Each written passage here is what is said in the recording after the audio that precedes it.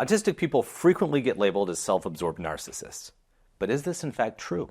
Are most autistic people self-centered narcissists? Let's talk about it. Studies show an estimated 0 to 6.4% of autistic people also have NPD, narcissistic personality disorder. This percentage is really low. So why are autistic people sometimes labeled as self-centered or narcissistic? There are some overlaps in how autistic people socialize and interact with others that is probably the reason for this perception. And quick note, this isn't meant for any diagnostic purposes, but just to spotlight why this could be misunderstood in the context of being autistic and having a different neurotype. So let's talk about this perception, some overlaps in how these could appear, and then key differences between autism and NPD. Reasons why autistics are labeled self-centered that can sometimes appear similar to narcissism. Let's start with the social challenges. Being autistic is partially defined by social challenges beyond what's considered normal based on non-autistic standards. And I have to admit, there are certain tendencies that autistic people, myself included, have that can appear pretty self-centered. But are they really? Let's dive in. Autistic people often care more about facts than feelings. If you're wrong, it's hard for us to let that go, especially if it's something we have already fact-checked and are certain is incorrect. It's not about being a know-it-all, although it can appear that way. It's because something is incorrect, and we want to fix that. We want to correct the error, but it can seem to others that autistics are stubborn and just have to get that last word. And I admit, there's times when I do that, especially if I think, no, I'm right. That doesn't mean other people want to hear it, especially if it's a fact that they don't really like or want to talk about. Eye contact is hard, and not making eye contact seems like we're not focused on you. And if we're not focused on you, that must mean it's because we're rude and thinking only about ourselves, right? Wrong. Eye contact can be hard for the sensory issues and the way it feels for many autistic people. It's like we're peering into your soul, and we're not ready for that because we don't need that. Don't do it to me, bruh. We're not making eye contact, but not because we're self-centered or narcissistic. Autistic people are in our own worlds a lot. Honestly, our brains are all over the place much of the time, especially if you're one of the estimated 50 to possibly 85% of autistic people who also have ADHD. Our brains are busy. So freaking busy. Honestly, it's pretty annoying because there's no off switch. We're absorbed in our own thoughts a lot because there's a lot going on in there. I mean, a lot. It never stops. Ever. Can't stop, won't stop. We might zone out or just retreat into our own brains and our own worlds at times. Not because we're being rude, but because we like it there. And sometimes we don't even have a choice. We have been kidnapped against our will by our own brains to a place that's quite possibly completely insane. And it's about to change to another insane place in 3 seconds. And then again in another 3 seconds. These kidnappers are the real deal. They're insane. They really are. We go wherever they take us. We don't have a choice. And sometimes we retreat into our own brains because we like it there. It's interesting and under more of our own control than a lot happening outside of us. Complete and total control. Good God, man! Autistic people might not get involved in conversations sometimes, or seem disinterested. Watch other videos of ours, like our video on double empathy or other videos we have on being a high-masking autistic person. Yes, sometimes we really aren't interested, and we're not faking it because that would be dishonest. But sometimes we might actually be interested and even have things to contribute to the conversation. But the social challenges of being autistic and the delayed processing time we often experience mean we have a hard time figuring out when to add our ideas into the mix, especially if there's more than one person involved. When is it my turn to talk? Wait, they just said something else. Now it's a new topic? Okay, let me think about that one. What? Wait, it's changing again. What? What's happening here? Oh my God, they did it again. Oh my God, and again. Why is everyone laughing? Good God, man! I give up. Then add into the mix that our facial expressions might not match our real feelings, and I can see why we might seem disinterested. But that's your judgment, not necessarily reality. If you want to know if we're interested, just ask. And make sure you're okay with an honest response too. Autistic people have unique specific interests. So it seems like we're not interested in other topics or don't want to engage with them. This one is pretty true. But again, I think we're just being more honest much of the time than other people. I mean, does someone that doesn't own a car want to hear me go off about the horsepower and specs of a new special made hot rod? I don't even know about cars, so no thank you. I don't want to hear about that either. But you might grin and bear it. I can do that too, but I'm also not going to encourage you to keep going on about cars if I have no interest and have nothing to add to that conversation. Why would I? What I want to talk about is my ideas for design or education, or one of my own special interests. And if you're not interested, that's okay too. Autistic people often have a hard time taking perceived criticism. We might be hypersensitive to criticism of ourselves while also being overly critical of others. Part of this is due to our experiences, especially for late diagnosed autistic adults. We have a lifetime of masking, but also being misinterpreted. That's pretty tiring and often traumatic, especially when we're almost certain we did nothing wrong, except maybe being too honest. Honesty often seems to get us in trouble, but everyone says dishonesty is also a problem. How do we get that balance right? But anyways, autistic people might be less likely to admit their own mistakes, sometimes because they honestly don't think they made one.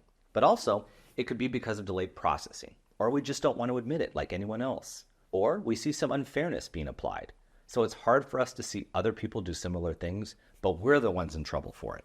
We might come back later after thinking about it and realize, well, we did make a mistake. No matter the reason why, it's probably not because we are narcissistic. We usually don't think we deserve special treatment or that we're better than other people. It could be that we just are sensitive to perceived criticism and may react strongly as a result. We also might feel that we're being misunderstood, as we often do with the double empathy issue and miscommunication. Okay, so those were some of the social challenges. Now let's talk about the sensory challenges. It might seem like autistic people think their own feelings or preferences might trump other people's feelings or preferences. But the reason for it, again, might not be that we feel we're more important than others. It's likely a form of self-preservation. We often have heightened sensory sensitivity. That means we will frequently avoid certain sensory challenges, like going out to eat at a restaurant. Complete sensory nightmare.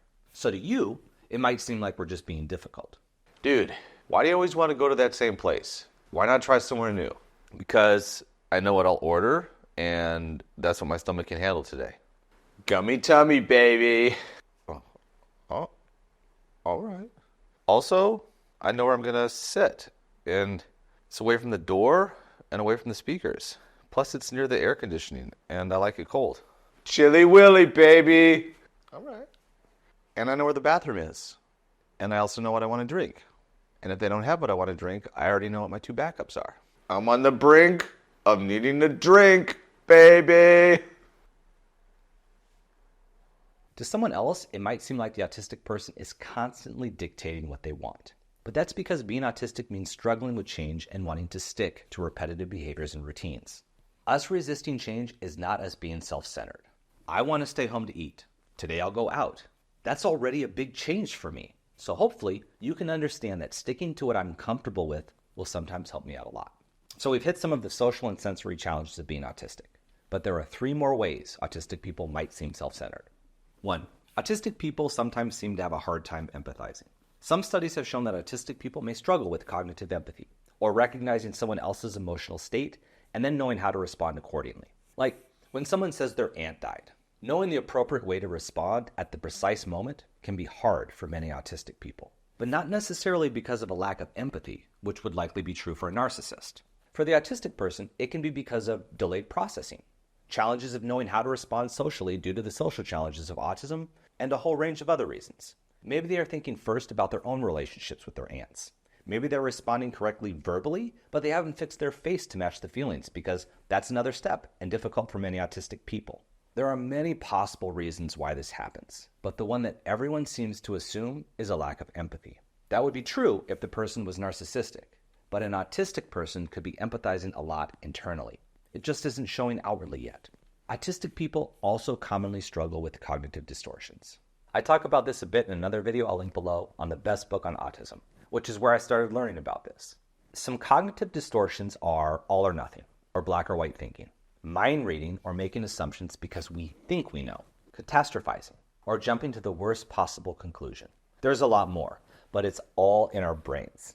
The tricky part is, a lot of autistic people, especially late diagnosed or undiagnosed autistics, don't even realize we have these cognitive distortions.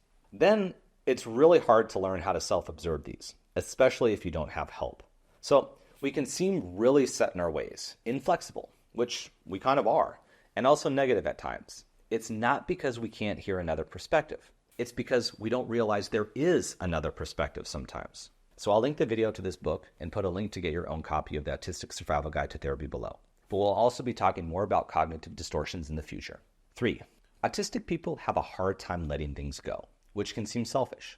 It's common to ruminate or keep replaying the same thing over and over and over for days or months or even years. We might come back and try to readdress something. You might think, dude, this was a couple of weeks ago. Why are you talking about this now? Because it's been on our minds. And we hate being misunderstood, but we can't let it go sometimes.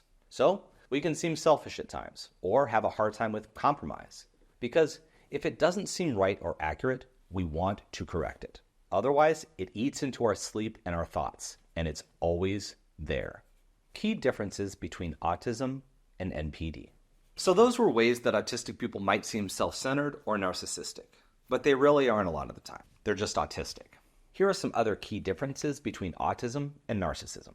Repetitive and restrictive behaviors. Yep, this is a defining characteristic of autism, but not narcissistic personality disorder. Differences in communication due to neurology, challenges with social interactions. Again, this is for autism. Being narcissistic often actually means the person might be really good in social situations, especially if they have a reason for wanting to get other people to do something for them. Motivation for social behaviors. For autistic people, avoidance or a different communication style is often due to social challenges of autism. For narcissists, the way they act comes from feeling superior to others, taking advantage of others, and being unable or unwilling to empathize with them. Narcissists often seek out or want attention from others, whereas autistic people often actively avoid attention and even say they don't want to be perceived by others. That's not to say that autistic people might not like attention sometimes, but the reason for why they act the way they do is often very different from a narcissist. Caring about other people. Many autistic people really care about other people. Narcissistic people don't. And this is a huge distinction. Autistic people often care immensely about specific people and pets. They just might show they care differently than non-autistic people. Hopefully this helps you get a better understanding of why autistics might be perceived as self-centered, but why that is not the same as being narcissistic. By golly, man! By golly! Good God, man! By man! Good God, man! Good God, man! Oh, that was unacceptable. Good God, man! Good God, man! Good game. Good God. What? What am I? Line God.